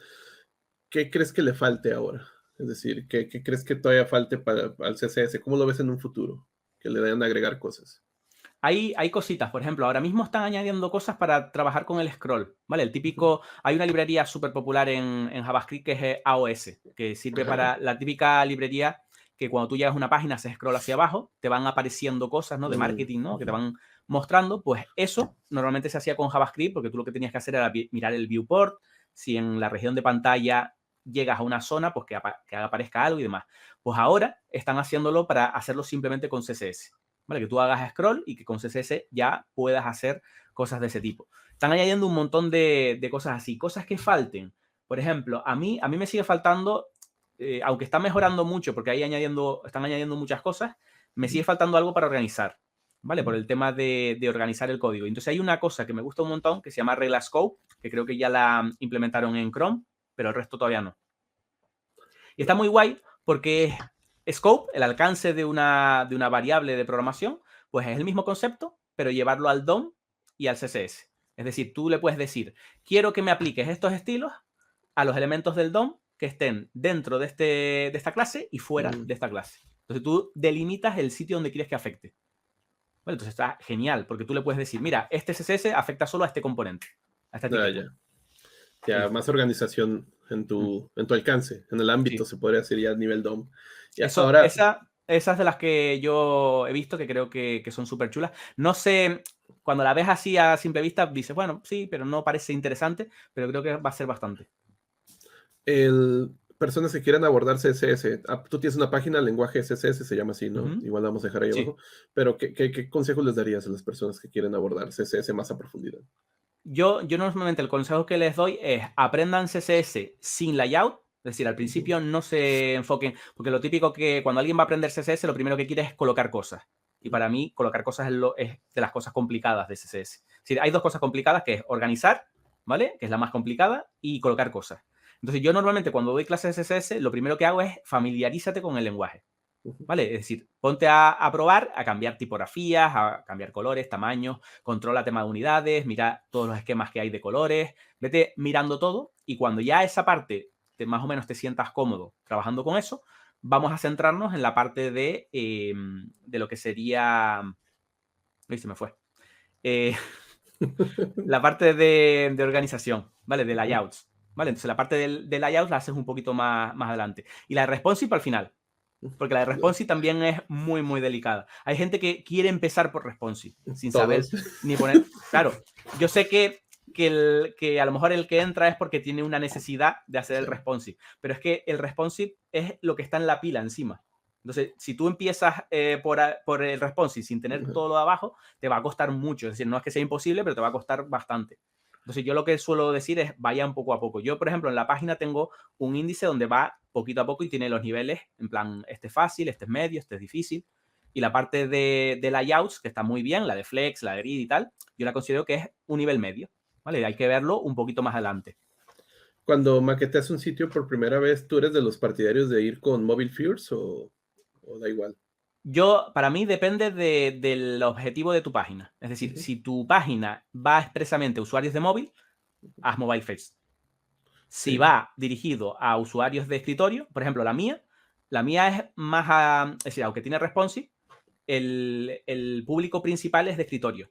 ¿Por qué? Porque son cosas de documentación. Cuando alguien está programando y va a mirar dudas de programación, está normalmente en un escritorio leyendo código y demás. Entonces, no quiere decir que no haya gente que vaya a mirar en el móvil documentación, pero no es lo prioritario. Entonces, yo, por ejemplo, hago primero el escritorio y luego adapto y lo hago para que sea bonito para móvil. Pero, por ejemplo, si tienes una web de una cafetería que lo va a mirar la gente cuando va por la calle a ver si está abierto, qué tiene y tal, tiene sentido que lo hagas en mobile first. De todos modos, móvil primero es mucho más fácil desarrollar, porque tú tienes una parte muy, muy acotada, ¿vale? Tú desarrollas ahí y luego tienes como más espacio y ya puedes reestructurar. Al revés es mucho más difícil, porque tú haces busca después el sitio donde acomodar para cosas. colocarlo. Ahora, un poco de desarrollo web. Debes tener un framework favorito. ¿Cuál es tu framework favorito? Sí, a mí, por ejemplo, me gusta mucho Vue, ¿vale? Vue. Es decir, Vue es el que más me gusta porque creo que es de los frameworks que mejor se adaptan a la filosofía de front, Mm, ¿vale? Es decir, de todos los...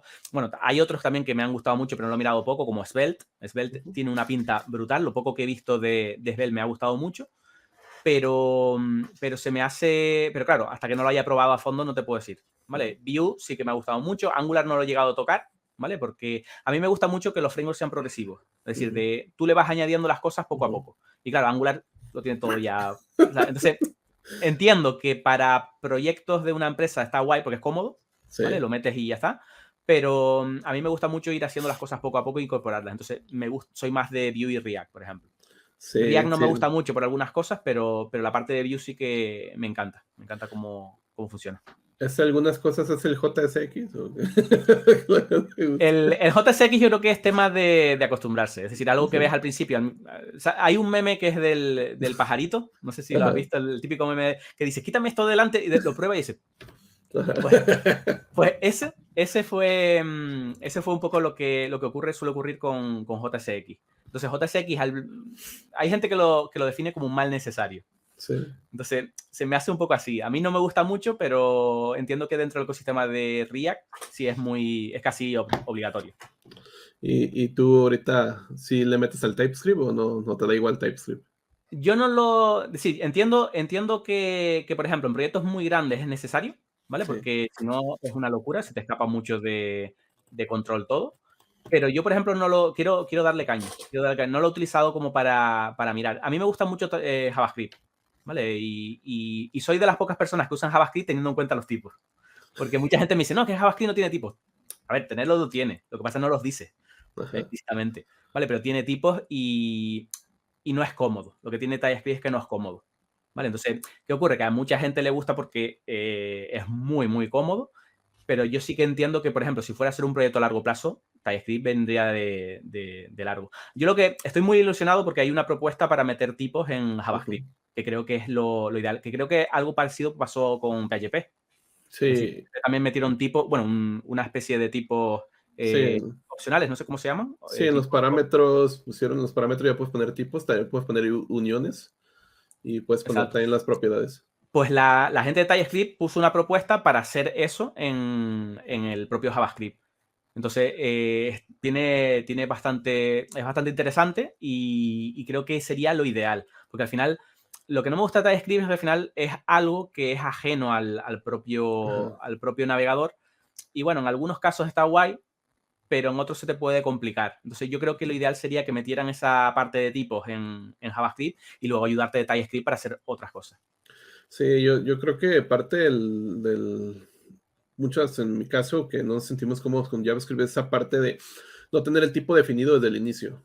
Es que sí, de que tiene tipos, pues tiene tipos. Tú puedes ponerle, parsearlo a tipos y todo eso, pero no es fuertemente tipado, ¿no? Y eso pasa con muchos programadores que venimos de Java, de C Sharp, que estamos acostumbrados. Y no necesariamente es que sea malo JavaScript.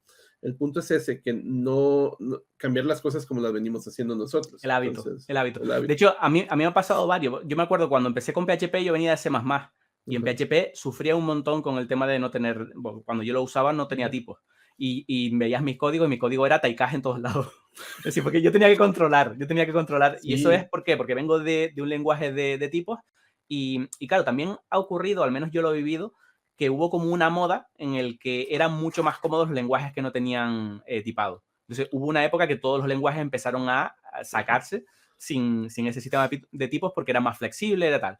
Pero con el tiempo hacemos aplicaciones más grandes y está ocurriendo lo contrario, sí. que estamos volviendo otra vez a la parte de tipos. Yo creo que obviamente es un plus, es una cosa que controla tu código, te da una confianza de que no te va a romper nada en producción, todas estas cosas creo que son cosas positivas de TypeScript. Pero bueno, vamos a ver cómo avanza, porque a mí lo que me encantaría era que adoptaran esa propuesta y ver entonces cómo hacerlo ahí. Que han ido poco a poco, ya aceptaron ahorita los privados con Mm, el numeral. Y según me había dicho Midu, ya están por meter tuplas. Y Sí, es que ahí pasa otra cosa parecida, que es que con el tema del hash mucha gente se quejaba por la sintaxis. O sea, es que es feo poner ujú, un hash. Pero es que tiene mucho sentido cuando entre lo de las tuplas y los records. ajá. Porque Sí, cuando los entre eso, récords. claro, vas a tener los inmutables. Entonces, Ajá. es el mismo concepto, ¿no? Cuando tienes el privado, lo que quieres Ujú, es que sea inmutable. Pues ujú. entonces es el mismo concepto y visualmente lo vas a ver mucho más fácil, sobre todo para gente que esté empezando. Entonces, a mí Sí, me resultó bastante interesante que usaran esa sintaxis. sí, de hecho, los récords también es algo que los que no sepan qué es un récord es una entidad inmutable y la inmutabilidad es parte importante de la programación. Yo creo que es de los conceptos más importantes, Ujú, sobre todo cuando estás trabajando con recursos compartidos. Y a mí eso del récord sí me sorprendió también. Eso yo lo supe por Midu cuando vino aquí. ujú. Estuvo hablándome de cosas de JavaScript que venían y dije, ¿a poco van a meter récord? O sea, récord es algo que ya muchos lenguajes de programación ya utilizan récord, F Sharp, C Sharp, Claro. pero a mí se me hace interesante que también ya lo vayan a meter en JavaScript. Aparte, Claro, sí, tú. no, que el problema que tiene JavaScript es casi de historia. Es decir, JavaScript normalmente tú trabajas con datos mutables, que son programación suele ser delicado y a mucha gente no le gusta por eso, ¿no? Pero tiene un sentido histórico que es que cuando empezamos, es decir, JavaScript era una ayuda para el navegador. Sí. ¿Vale? Es decir, hemos pasado a un mundo en el que trabajamos con JavaScript y añadimos un poquito de HTML, pero antiguamente era un HTML que le añadíamos un poquito de JavaScript. Entonces, ¿qué ocurre? Que antes los sistemas no eran tan potentes como los de ahora. Ujú. Y claro, tener una estructura que fuera inmutable, que tenías que a lo mejor clonar una estructura gigante, eso rendimiento era bastante importante. ¿Qué pasa? Que ya eso no ocurre.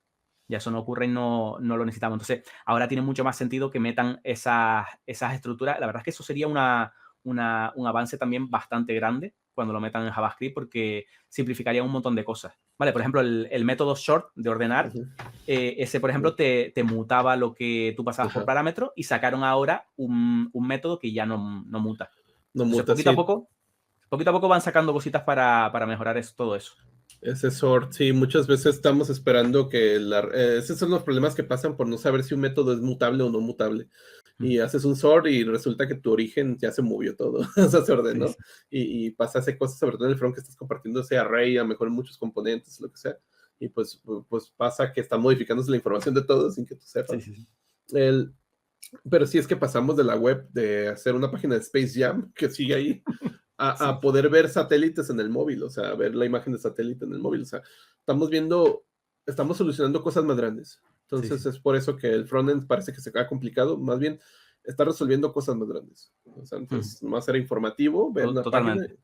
y ahora estás pudiendo ver imágenes casi en tiempo real de satélite. O sea, Ujú. los que digan dónde, bueno, la página de zoom.earth o puedes ir viendo el clima. Yo la uso mucho para cuando voy a ir a correr y eso, porque se ve más o menos, te predice como si va a llover o no, o sea, más o menos. Ahí se ven las nubes, se ve muy limpio, digo, no.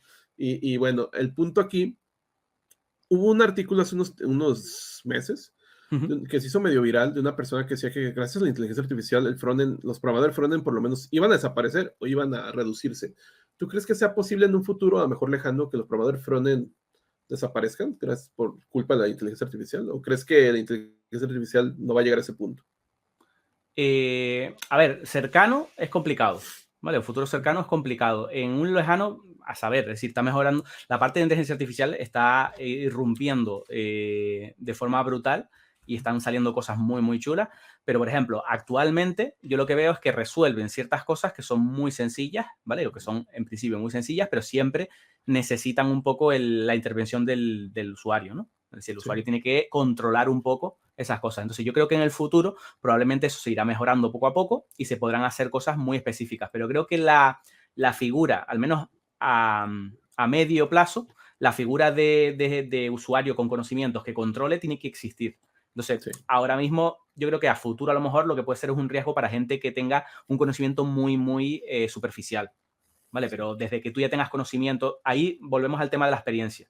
Si tienes experiencia es lo que se va a valorar un montón en ese caso. Porque la experiencia esa es la que va a añadir cómo mejorar cómo funciona la IA. Entonces, yo creo que al final lo que va a haber es reencauzar la forma en la que trabaja el desarrollador Ujú, o el supervisor, ¿no? Tú vas a supervisar un poco ujú. la parte esa y vas a añadirle cosas que no es capaz de hacer la IA o es muy difícil que lo haga. Aparte, siempre tenemos la visión de un proyecto que no va a mutar, ¿no? O sea, a veces tenemos la visión de, ya está el proyecto, ok, ahora modifícalo, o sea, o Sí, escálalo, o agrégale algo nuevo. Y entonces ahí a lo mejor es donde se complica con la IA, que la IA te claro. muestra un código que va a decir, mierda, ¿cómo le muevo esto, no? Que Y al pasaba final, mucho sí, sí, y con al el final, Dreamweaver, ¿no? Que le estabas jalando el código, no sabías qué mierda. claro, y al final es que también piensa que la IA aprende de lo que ya han hecho. Si salen Ajá. cosas nuevas, pues tiene que seguir aprendiendo, si no, no va a saber cómo utilizar eso, no tiene que tener ejemplos, tiene que tener una base de entrenamiento para saber cómo hacer eso. Entonces, bueno, son cosas que la verdad es que no sé muy bien cómo va a ir en el futuro, pero yo sí que al menos pienso que la figura ahí de supervisor va a ser importante y a lo mejor lo que cambia es un poco la forma en la que tú tienes que hacer las cosas. No tienes que escribir el código desde cero como hacemos, sino que lo que vas a tener es supervisarlo, revisarlo, mirar que esto lo haga bien, que no haya metido ninguna cosa que funcione mal, etcétera. Aparte, pues va a haber muchas IAs, o sea, no es como que haya una nada más y ya está. Ujú, Aparte, ahorita está pasando algo curioso con OpenAI, que la curva del uso de ChatGPT fue así y de repente ya nadie lo utiliza casi. ujú. Y sobre todo la versión de gratis la pusieron, la nerfearon, la hicieron más básica. La de compra, pues menos la utilizan personas. El punto es que fue como un hype, ¿no? Y todas las personas utilizando para preguntar pura estupidez y de repente ya nadie lo utiliza.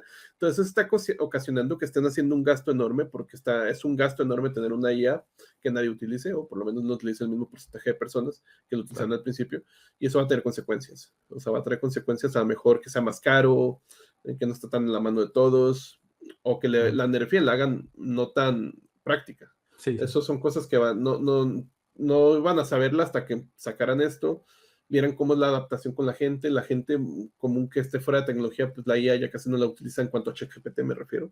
Claro. Entonces son cositas que van a empezar a calibrarse y vamos a ver qué es lo que pasa. ¿Tienes hobbies? ¿Te gustan los videojuegos? Sí. ¿Cuáles son tus videojuegos Muchísimo. favoritos? Tengo varios, pero a mí, por ejemplo, hay un género que me gusta mucho que es el de las aventuras gráficas. De hecho, Ujú. tengo aquí el de Monkey Island. Por ejemplo, las aventuras gráficas me flipan. Yo creo que es un poquito entre nostalgia y que me gusta el género, ¿no? Porque al final son juegos en los que tú hay planteado una historia y tú tienes que investigar en la historia, entender un poco lo que ocurre en el sitio, resolviendo como pequeños puzzles en el que tienes que ir haciendo determinadas cosas, ¿no? Entonces hay un montones que me gustan, de tradicionales, te diría, por ejemplo, Monkey Island, Full Throttle, El Día del Tentáculo. Hay un montones que me encantan y así jueguitos un poquito más actuales que no sean del mismo género. Por ejemplo, me gusta mucho el Fallout, ¿vale? El Ujú. Fallout me encanta porque también tiene mucha parte de historia, de un mundo apocalíptico y toda esa parte me gusta un montón. Undertale me parece una Ujú. obra maestra. Me encanta, soy muy seguidor de los juegos que están desarrollados por un solo programador. Mm. ¿Vale? Es decir, porque hay un montones que están súper bien. Hay uno que se llama Cave Story, que también es solo por un desarrollador. Está Fez, también, que fue hecho por un desarrollador. Y tienen una historia súper chula en la parte de desarrollo. No sé si a la gente le pasa, pero a mí una cosa que me pasa mucho es que cuando juegas un videojuego, puedes estar disfrutando el videojuego o puedes tener el chip de cómo habrá desarrollado esto. Y empiezas a buscar cosas, a ver, esto está desarrollado, ay, me parece que esto sigue este patrón, y al final te pierdes un poco en cómo está programado o pensando tu propia historia o cosas así. A mí me pasa mucho. ¿No has jugado Flat World de Ginchu? Lo he visto, no lo he jugado. Me encantan las cosas que hace Ginchu por ejemplo, me parece que es muy original el juego. Sí, te mencionaba porque pues en sí él es el único desarrollador, obviamente contrató Ujú. artistas o de música y todo eso, pero en sí la teoría, pues él es el único desarrollador, por eso te decía, yo sí lo compré, tiene mucha influencia de Zelda, del Zelda del Sí. Lazo de Paz, o sea, de esos juegos Golden de Sun y Nintendo. todas estas, sí. Ajá, Yo, de hecho, es que creo que además es de admirar lo que hace Ginchu, sí. porque Ginchu creo que el juego, él comentó una vez que lo llevaba haciendo desde hace un montón de años, desde que tenía la idea clara, y eso está súper guay porque seguro que todos tenemos una idea que llevamos un montón de tiempo, lo que pasa es que por el tiempo, por los recursos que hay que invertir, no la llevamos a cabo, y me parece digno de admirar que haya hecho un jueguito y que haya sacado su producto, ¿no? El que lleva tanto Sí. tiempo pensando y demás. Y aquí comentaba que todavía, bueno, cuando vino aquí a platicar, Ujú. vino Guincho, los que no sepan, vino aquí a platicar, platicaba que pues, por lo menos en cuanto salió el juego, pues sí se vendió mucho, pero no había sacado o había sacado por lo menos lo que había invertido, pero no su tiempo de trabajo. O sea, su tiempo de Claro, trabajo eran años de trabajo. O sea, claro, claro. entonces, No, pero los juegos suelen ser así, porque todos los que conozco, ujú, mira, por ejemplo, el de Undertale que estábamos ujú, comentando, él sacó un Kickstarter que fue una locura, porque no me acuerdo números, pero pon tú que pusiera de límite 5.000 o algo ujú. así, pues supera, pero 50.000 o una burrada gigante. Habría que mirar números, pues no me acuerdo cuánto era. Pero sé que fue una locura, ¿no? Porque a la gente le gustó mucho la idea, ¿no? Porque la idea era un juego en el que no tienes que hacer daño a los enemigos. Entonces era como muy llamativo, tal, y entonces a la gente le gustó un montón y lo apoyaron. Y el juego es una maravilla absoluta. Es decir, el tío es compositor musical, la música es Ujú. banda sonora brutal. Tengo el vinilo aquí atrás, es decir, es absolutamente maravillosa. ¿Y qué ocurre? Que luego la historia que tiene detrás, la parte de los gráficos son cutres, pero es que es lo de menos, es lo de menos, porque cómo te ambienta en el universo que se Ujú. creó, en cómo tienes que hacer las cosas, el humor que tiene, el humor es muy bueno, la música, todo. Entonces me parece una maravilla. Y así hay un montón de juegos. El FES me parece también una locura brutal, que el FES tenía una historia de que creo que el programador era un poco obsesivo y no sé qué, y hacía detalles, pero es que te lo ves en el juego, es que el juego es una maravilla brutal. Y es tener una idea ahí y luchar por ella. Y eso me parece El de alucinante. las aventuras gráficas, fíjate que hay un fenómeno, a lo mejor tengo una percepción rara aquí, yo como mexicano, que aquí en México casi no pegaron, a lo mejor porque no era tener una computadora, por lo menos, ¿no? Y Claro. aquí en México no recuerdo o no conozco a muchas personas que hayan jugado aventuras gráficas en la época, pues, en la época que estaban saliendo, los noventas, que siguen saliendo hoy en día, pero sí, su punch fue en Sí, los 90. Y y allá en España veo que ustedes sí, o sea, ustedes sí son mucho de aventuras gráficas. O sea, aventuras gráficas es el videojuego de estar charlando con personajes y resolviendo claro. misterios. Yo lo único que jugué fue el Inspector Gadget, Ujú. que fue también un juego que yo tenía en la computadora, primera computadora, y era estar con el mouse ahí dándole clics y estar paseando y resolviendo misterios. Pero el punto es ese, ¿no? Creo que las nociones de esa, como que ustedes allá en España, si tuvieron más alcance a este tipo de juegos o pegaron más este tipo de juegos. Acá Sí, no mucho, ¿eh? no estoy seguro si yo recuerdo que en los 90 cuando era pequeño, recuerdo que estaba muy, como no estaba extendido internet, lo que hacían mucho era vender revistas con juegos y cosas así, y a lo mejor ese fenómeno, no sé en otros sitios, pero aquí fue muy popular y creo que ayudaría a que ciertos juegos se popularizaran mucho, y creo que hubieron bastantes bueno, las aventuras gráficas era lo que estaba de moda, ¿no? En ese punto. ¿Tú prefieres jugar en PC, no en consolas? Sí, yo soy mucho, mucho de PC. Tuve una PSP, tuve una Game Boy en su momento y Ujú. tal, pero siempre he sido mucho de PC. Sí, luego hay videojuegos bien raros. Bueno, ahorita te iba a mencionar, no sé si has jugado el de Hollow Knife, que no es tanto raro, pero Lo está hecho tengo, pero también no lo he por jugado. locos. Está genial ese juego, pero también es hecho creo que por tres programadores, o dos programadores, un diseñador, pero también, o sea, hay mucho trabajo, o sea, tú lo ves, Ujú. artísticamente está hermoso, la música Sí, está sí. hermosa, la jugabilidad es difícil el juego, pero sí, si lo tienes, juégalo, te va a encantar. Sí, sí, es Ah, sí, que hay un montón de juegos que de hecho los tengo, pero no los he jugado porque siempre tienes que buscar el momento, ¿no? Y además yo también intento buscar el momento adecuado para jugarlo de golpe, ¿vale? Y claro, muchos son un montón de horas y no puedes. Entonces, bueno. sí, a mí me pasaba que compraba los juegos que iban saliendo, que eran como, que sonaban, ¿no? Me pasó con Elder Ring, ¿cómo se llama este? Se me fue el nombre, El de pero me Ring, pasó Elder Ring, Skyrim.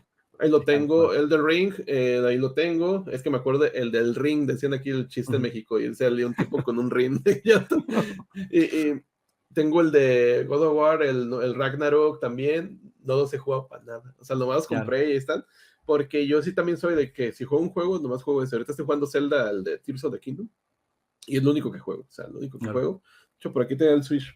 Acá está. Es lo único que juego y aquí en ratitos. De hecho, aquí está. Ujú. La Switch Y a mí me encanta, es decir, yo creo que si me compré una consola sería la Switch, porque mira, los ahí juegos es está. muy... Ujú. Y es lo único que juego. Sí, a mí lo que se me hace el Switch más cómodo es eso. Que no necesitas ir Puedes a jugar a cualquier aprender. lado. Ujú. Ajá, no pides ir a aprender. Tengo un PlayStation 5, no necesitas ir a aprenderlo y de aquí que prenda. Entonces, no, esto ya está. Me pones donde te Ujú. quedaste y ya está. Yo creo que también por eso me he pegado un poquito más con el Zelda, pero tampoco es que juegue tanto. Ujú. Fines de semana juego un poco más, pero entre semana 10 minutos. mientras hago Sí, sí. algún render de un video y todo eso. En cuanto a filosofía, quiero hablar un poco de filosofía. Siempre me gusta hablar de esto, preguntas que sacan de quicio. ¿Crees que existe la vida después de la muerte? Eso es buena pregunta. Hombre, yo espero que sí. Yo espero que sí, porque esto es lo típico que tú siempre piensas, ¿no? Y dices que si te detienes ahí un poco a pensar en ese detalle, te entra como un frío así diciendo, es que si no hay, ¿qué pasa? ¿Qué ocurre? ¿No? Y no sé, lo he pensado alguna vez y tal, no tengo ni idea. Es decir, no, yo espero que sí, que haya algo. ¿Vale? Que haya algo y que, no sé, y que allí no, que no esté la gente diciendo los lenguajes de programación, que sea algo diferente. No, y es que también son esas preguntas existenciales que todos se la han hecho alguna vez en su vida y a veces le quieres dar rodeos por temor o como sea, pero también es curioso si te pones a pensar, sientes que tienes más tiempo aquí existiendo que del que realmente existes, o sea, está curioso pues. Claro, no puedes Y, tener la seguridad y yo recuerdo hace tiempo que lo pensaba mucho y me invadía ese frío, ¿no? Ese decir, pues no sé ajá, qué habría y tal. Yo creo que mucha gente le pasaría y no sé, yo creo que lo normalicé un poco y digo, bueno, cuando llegue ya llegará, a ver, a ver, ya veremos, ¿no? Y ya capaz que veremos. te despiertas con lleno de tubos, así como Matrix. Y ya llegué, cabrones, HTML que existe aquí. Una meta de vida que tengas. Una meta de vida. Yo la verdad es que estoy muy contento con lo que hago. Una de las cosas que agradezco un montón es que yo, a ver, me paso un montón de tiempo trabajando, pero lo bueno es que trabajo en cosas que me gustan, que me apasionan. ¿Vale? Pues mucha gente me lo dice cuando voy a decir, ¿por qué duro tanto tiempo en Twitch? Pues estoy haciendo algo que me gusta. Sí. Y eso lo agradezco un montón, tengo un montón de suerte. La parte de la docencia, que es la otra parte que hago fuera de Twitch, también me encanta, porque siempre me ha gustado. De hecho, yo hice el blog porque quería explicar cosas, quería compartir detalles que conocía para gente que no lo supiera, ¿no? Y cuando empecé la parte de docencia, siempre me ha gustado un montón. La gente me suele decir que se me da a explicar las cosas, que tengo paciencia y tal.